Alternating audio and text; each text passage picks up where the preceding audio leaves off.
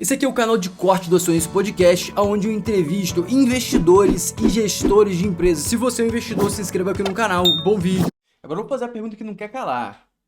O Rock in Rio, os realizadores do Rock in Rio, virem para São Paulo com The Town, vai impactar a Time for Fun? Como que vocês estão vendo? Vocês estão acompanhando? Como que vocês estão analisando essa parte? Vai impactar o Lollapalooza? Não sei. A gente, obviamente, acompanha, né, o movimento, como todos os movimentos do mercado.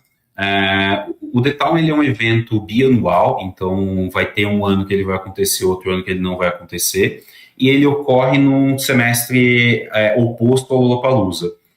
Eu acho que seria, de ambas as partes, seria ruim você colocar, por exemplo, os dois eventos juntos, ou até mesmo os dois eventos vendendo juntos, né, um vendendo em cima do outro. Então, o que provavelmente vai acontecer o Lollapalooza vai acontecer no primeiro trimestre, vai no segundo trimestre deva abrir vendas do The Town, que vai acontecer no terceiro trimestre, a gente abre vendas na sequência, você vai entrar num ciclo e um vai acabar convivendo com o outro. É óbvio que você tem uma ocupação do mercado de música dentro de São Paulo com um evento a mais, então isso pega um pouco de share of wallet, né, de um público muito parecido, mas em épocas diferentes e com um ano de folga entre um e outro, a gente entende que pro crescimento do Lollapalooza não deva afetar tanto, até porque o Lollapalooza já é uma marca que está consolidada dentro de São Paulo, que tem um histórico de crescimento, um histórico de entrega muito consolidado, então não deve afetar diretamente o Lollapalooza, mas afeta com certeza o mercado de entretenimento da cidade. Entendi.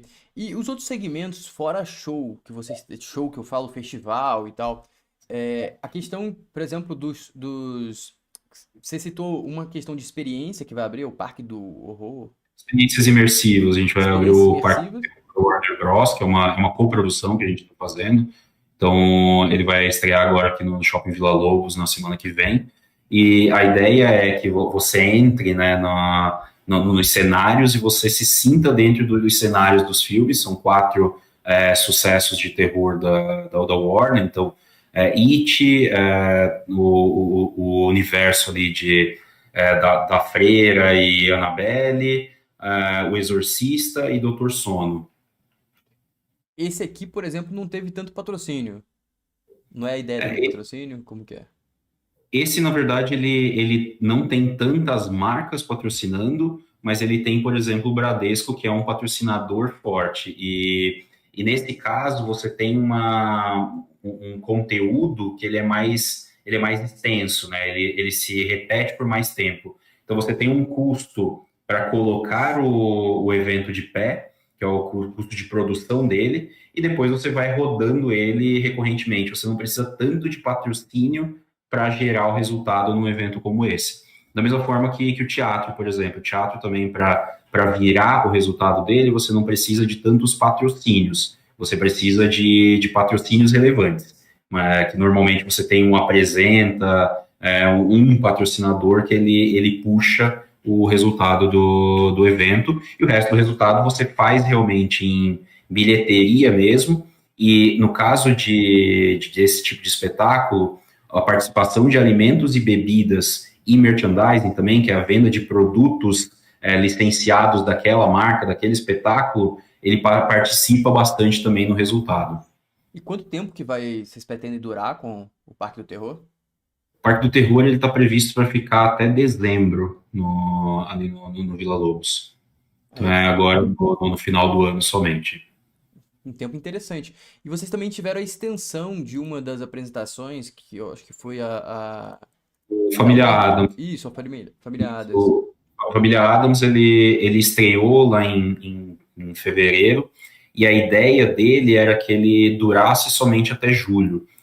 Só que ele teve um sucesso maior do que a gente esperava. Com esse sucesso maior do que a gente esperava, ainda bem, né? A gente acabou estendendo ele por um mês a mais.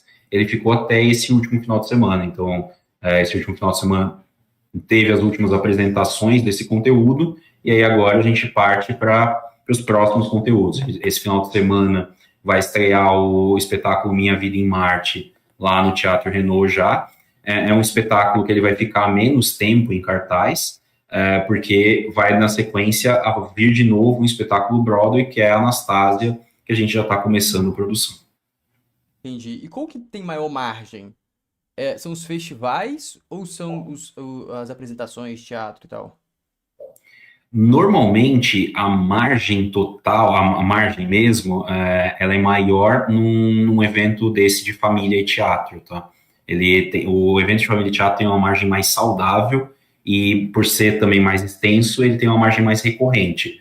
O ponto é que o PNL dele é muito menor do que o PNL de um festival. Então, com o festival, você consegue agregar uma margem interessante, recorrente não porque o evento acontece num espaço mais longo de tempo, mas porque ele acontece anualmente ou semestralmente, bianualmente, seja qual for a frequência dele, mas ele acaba gerando uma recorrência de resultado porque o calendário dele se repete. Então você consegue gerar uma margem interessante com PNL alto, com uma recorrência que também agrega para a empresa. Quando você fala de um festival, de um evento de família e teatro, você entrega uma margem maior num tempo um pouquinho maior, só que o PNL total ele é menor e o resultado é menor que gera. Entendi, o volume de vendas fica bem abaixo do seu faturamento.